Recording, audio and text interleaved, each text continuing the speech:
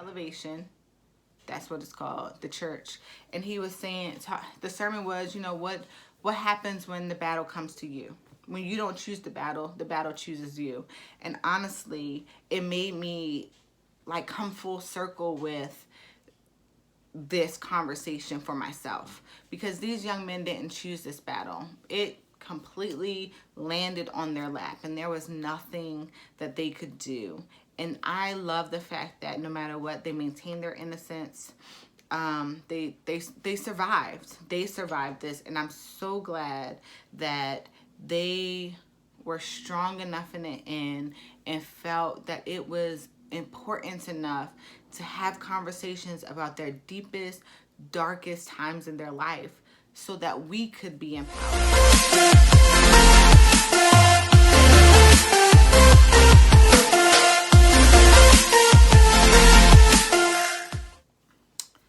So I'm pretty sure by now most people have watched When They See Us or have had a conversation about the movie and just how they feel about it. And I really wanted to come on and just continue the conversation. I'm a mom of a teenage boy. He's 15 years old. And when the situation happened in real life, I was 3 years old. So I had no idea that it happened. And I know it happens all the time. But I feel like now our generation is so vocal that now when things come about and we hear about them, that we're so proactive. We have conversations, we write letters, we completely change people's lives. Like, as far as I'm concerned, they completely like shut down this Linda lady, and just really, we having so much more of an impact now because we are so bold and we are so vocal, and we won't take no for an answer. And I know that our ancestors and our families that came before us are the reasons they did like the legwork to get us to be able to be this way. So I want to talk about my reaction. I did watch it with my son. I did make my son watch the movie and just how that experience went. He really doesn't want to like come on and have a conversation, but I thought it was really important to come on and talk to you guys about how that went. So maybe if there are some mothers out there or fathers who haven't had the conversation yet, haven't watched it, really just don't want to dive into this movie, then maybe, just watching this video, they'll feel a little bit different, So if you're interested in continue this conversation about this series that Ava DuVernay did an amazing job. She did an amazing job on, then just keep watching. So a little background about When They See Us. It's about 5 young men. They're young black men who were in Central Park. They're from New York. That's where they're from. They were in the park with a group of boys, just being boys, honestly, having a good time. They're not out in the streets on the corner selling drugs. They're not getting people pregnant, doing crazy stuff like that. They're not robbing people. They're out in the park with their friends. And it was actually a bunch of little groups of friends that all kind of linked up, and they were in the park. Were they probably causing a ruckus and, was it loud? Was it late? Sure, whatever. They're kids. New York doesn't sleep. So why all of a sudden is it bad for these group of young men to kind of just, be hanging out? Were some of the kids doing mischief and things that they weren't supposed to? Absolutely. That's always what happens when there's a group of kids, a group of people. There's always a couple bad, rotten eggs that are going to spoil the fun for someone. But essentially what happened is somewhere in the park, there was, a rape that occurred, and they went from being witnesses to they are the suspects, and we are going to make this them by any means necessary, is kind of what it felt like. So it went through the journey of how they were coerced into giving statements about each other. They didn't even know each other. They was like, who is that? Like, who is Raymond? Like, who who is Yusuf? Like, who are these people? We don't even know. I don't know him. You know, only two of the boys really knew each other. And that's a whole nother thing. But, but they were young. They were from ages from 14, honestly 14 and 15, because the oldest, the 16-year-old, wasn't even supposed to be there. And he was interrogated at the very end when they just needed glue to tie all the pieces together. So it was very heartbreaking to watch. It was very, very heartbreaking to watch the parents just not really knowing what to do. And I guess we feel like we know a little bit more of what to do because things of this nature has happened. It's happened a lot, honestly. Our boys are chosen and picked out and mistreated and abused by the system all the time. So now we know what to do. We know the conversations to have with them. We know to tell them not to say nothing, to get lawyers, to take care of our children. But back then it wasn't as verbalized, it wasn't as vocal, so they didn't know what to do. And sometimes there was a language barrier, and or the police used the parents' past against them to get their children to do what they wanted them to do. Or one mom was sick, they showed her like on oxygen, and then she had to leave. She had to get her medicine, so she had to leave the little boy there, the youngest boy there. And they kind of took that as, well, you left him in our hands so we can do what we want. And then who came back was his sister, who wasn't even an adult. So it was just bad all around. They did end up going to jail. And it just completely changed their lives. Even though they were innocent. Out of a group of 20 to 30 kids, these 4 young boys were chosen to be the scapegoats. They were chosen like, hey, so they're going to be it. And the 5th boy, he wasn't even, he just went, he wasn't on a list, whatever list they had to, of boys who were in the park. He wasn't on the list, but he went because he was being a good friend. His friend was younger than him. He looked out for him. He was a really smart kid, and he was like, you know what? If they're taking you, I'm going to go too, because your mom's going to kill me if I don't go. Point blank. And when he made that decision, he didn't go back home for like almost 14 years, which is pure craziness. So my son is 15. And the first time I watched it, so I logged onto Netflix and I was like, when they see us, that looks like something that's going to touch me, that's going to make me sad. I'm not watching it. And I saw a meme that said, these type of movies are horror films to us, to the Black community, to the brown community, to the colored, because that's Asian, that's anyone who is colored community. It's horror films to us because it hits so close to home. It is something that could have happened to anyone that I know, and that's crazy, So we don't want to watch it. We have to watch it to be informed, and honestly to give that lesson to our children. And that's why we have to strap up our big boy boots or big boy shoes or whatever it's called, and we have to watch it. And that's what I did. My husband was watching it while I was cooking the other day, and I said, okay, well, I guess we watching it. And I sat next to him and I watched it. So we didn't make our 8-year-old go out the room, but sat there and I watched it. And the first time I watched it, I cried my eyes out. I was yelling at the TV. I was so hurt as a mother. How could these parents, not protect their children? How could these adults do this to these young boys? How could these young boys just lose their entire childhood, their entire identity, who they are to become? How could they do this to these young men? I cried. I yelled at the TV. And my husband, he was just so quiet watching. I was like, dude, like, you didn't even react. He was like, I was mad as hell. And I was like, okay, good. So we ended up going to see family the next day. And like I was talking to my grandmother, and she's like, yeah, I remember, you know, that, because we were young, me and my husband were young when it happened. So she was like, yeah, I remember, you know, when it happened, and it's so sad what happens to this, you know, young man. And she actually told me a couple of stories about people that she knew firsthand who something similar had happened to them. So this is not like, this is widely televised, yes, because Ava DuVernay, and it's awesome how it happens. I watched the Breakfast Club. I get so excited. The Breakfast Club interview with her, and she said that Raymond Santana, one of the guys, actually, you know, slid in her DMs and was like, hey, so what's your next film? Is it going to be CP5, which is the Central Park 5, which is their nickname.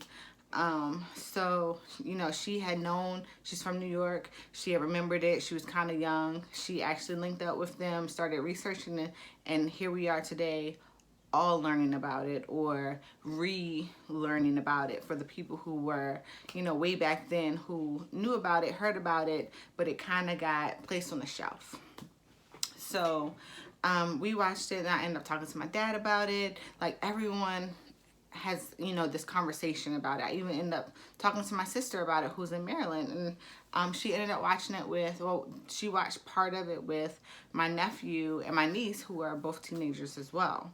So after my husband and I watched it, the next day, Friday, which was yesterday, my son came home, and I said, so, you know, I know you want to go home, you know, and binge on your video game. I know you want to chill. It's the weekend, which it's still early. It's not all the way to weekend yet. But I need some of your time today. And he was like, Ma, what, Ma? I said, you have to watch the show with me. And he's like, Ma, I saw y'all watching it. I said, you seeing us watch it and you watching it is two different things. And he was like, Ma, I really don't want to watch the show. I said, I know, baby. I know. But my son, we're from Maryland. He goes to Maryland over the summer with his dad. And him and his cousins, they're really good boys. It could happen to them, you know. I need him to know what to do. Like, here, we're kind of on this little compound situation type of deal. That's what I call it. It's like a community. But he's not walking around. It's not really urban.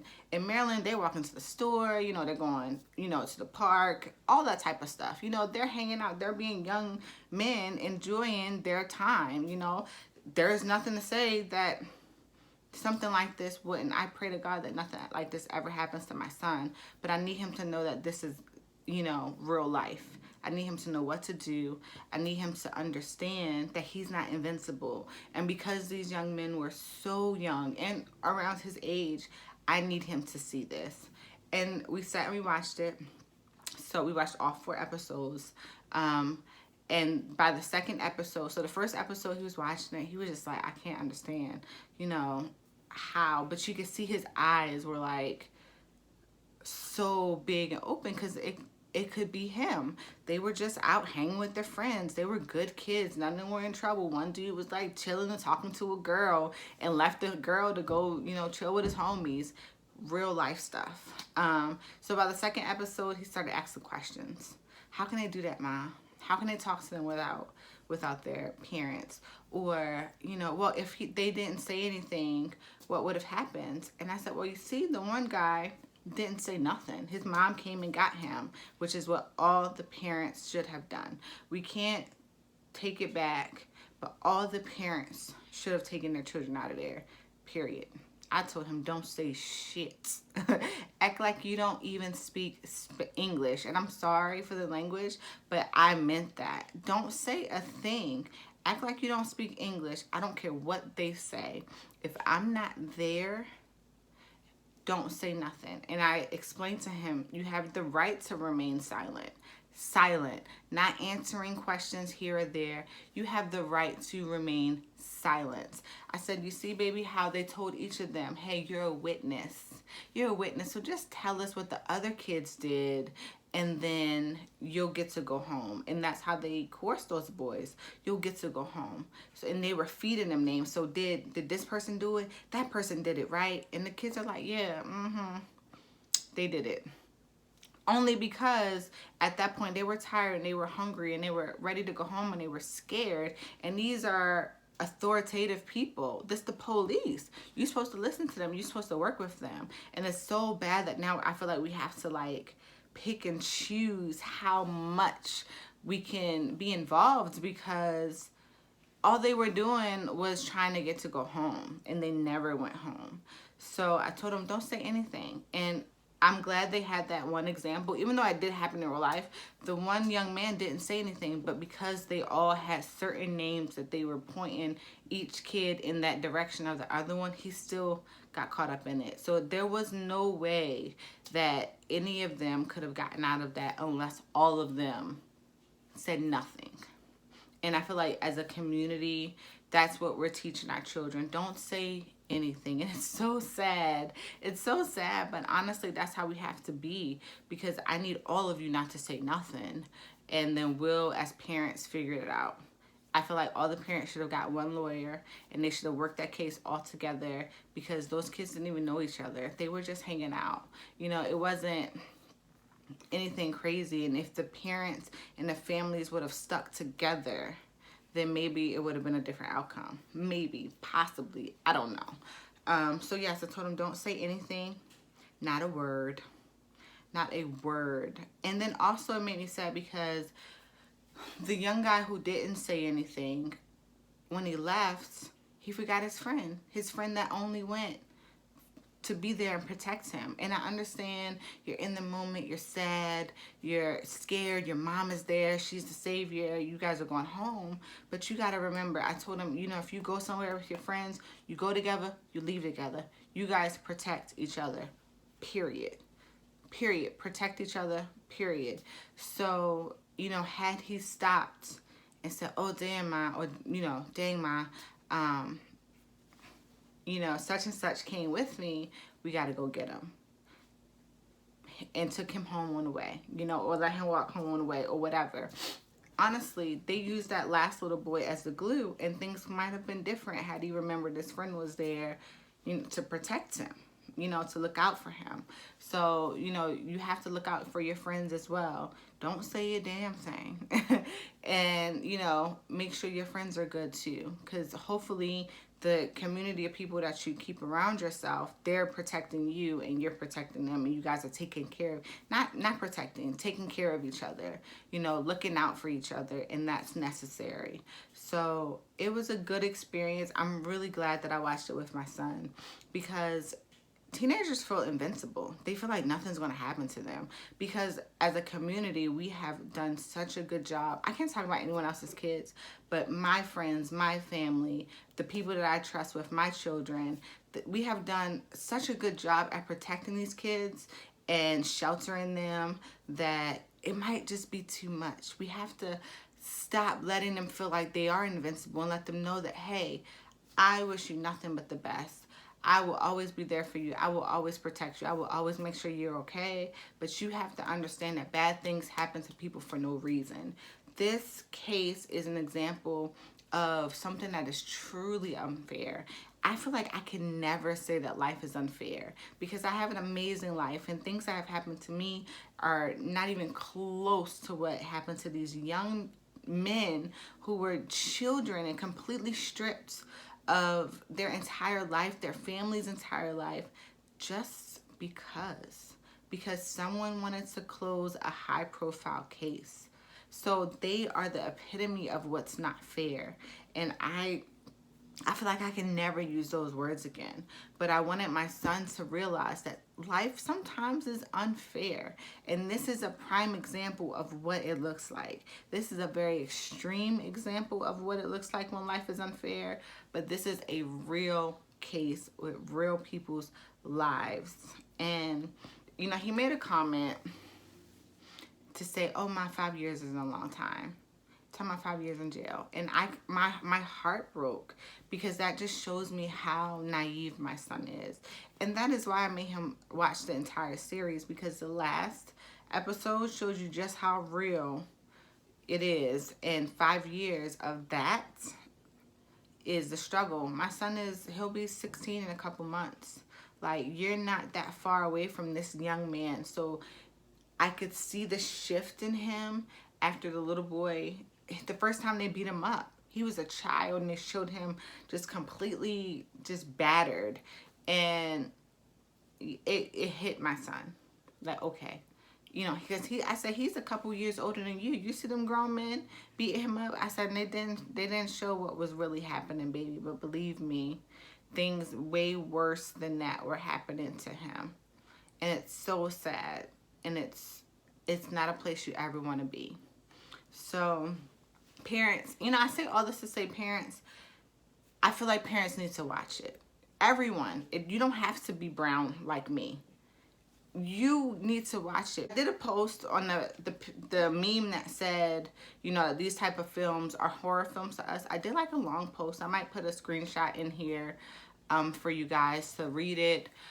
But it felt good to see people who didn't look like me and see that they had watched it. And as parents, they empathize with the situation. They might not been able to say this entire thing might have happened to their kid, their child, but honestly, I don't feel like no one's safe. I don't care how pale or brown you are. In a certain area, people just look at our youth and they're trying to destroy them. They're trying to take them, and we have to protect them. We have to educate our children.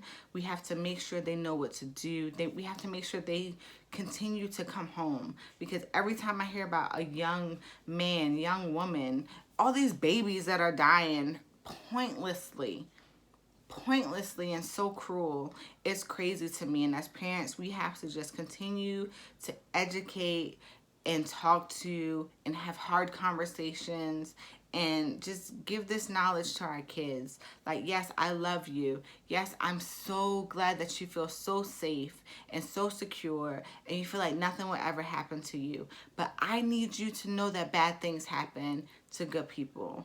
Like, every morning when I'm up with the baby, I watch sermons. I watch The Potter's House. I watch Elevation, that's what it is. I watch Sarah Jakes. I just watch when me and the baby are up, you know, and I'm changing her and getting her ready, we're getting ready for the day.